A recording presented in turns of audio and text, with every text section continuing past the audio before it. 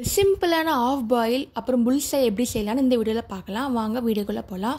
அதுக்கு நான் முட்டை வந்து ஃப்ரெஷ் டு ஹோம்லேருந்து வாங்கியிருக்கேன். இந்த கூப்பன் கோட் யூஸ் பண்ணி ஆஃபர் கிடைக்கும்.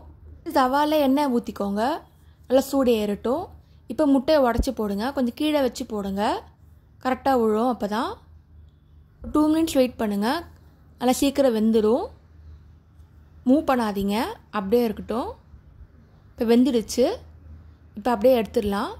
கொஞ்சமாக சால்ட் அண்ட் பெப்பர் ஆட் பண்ணிக்கோங்க. வெந்துடுச்சு. இப்போ எடுத்துடலாம். ஒட்டாமல் இருக்கான்னு பார்த்துக்கோங்க. இப்போ அப்படியே எடுத்து தட்டில் பேச்சிருங்க. மெதுவாக வைங்க, அப்போ தான் விழாமல் இருக்கும். ஈஸியான ஆஃப் பாயில் ரெடி ஆகிடுச்சு. நடுவில் கட் பண்ணால் இந்த மாதிரி வரணும். பர்ஃபெக்ட் ஆஃப் பாயில் இப்படி தாங்க வரும். கட் பண்ணி இந்த மாதிரி வந்துடும். நெக்ஸ்ட் நம்ம புல்சை எப்படி பண்ணலான்னு பார்க்கலாம்.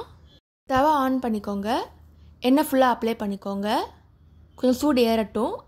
இப்போ முட்டையை உடச்சி போடுங்க, மெதுவாக போடுங்க, அப்போ தான் எல்லாம் பிரியாமல் இருக்கும். இப்போ பக்கத்துலேயே இன்னொரு முட்டை போட்டுக்கோங்க. கண்ணு மாதிரி தெரியணும், அதனால தான் இது பேர் புல்சை. பக்கத்துலேயே போடுங்க. 2 நிமிஷம் நல்லா வேகட்டும். இப்போ நெக்ஸ்ட்டு மசாலா ஆட் பண்ண போகிறோம். பெப்பர் அண்ட் சால்ட் ஆட் பண்ணால் போதும். இப்போ நல்லா வெந்துடுச்சு. இப்போ எடுத்துடலாம். அப்படியே எடுங்க, பிளேட்டில் ப்ளேஸ் பண்ணுங்கள். அப்படியே மெதுவாக ப்ளேஸ் பண்ணுங்கள், அப்போ கரெக்டாக இருக்கும்.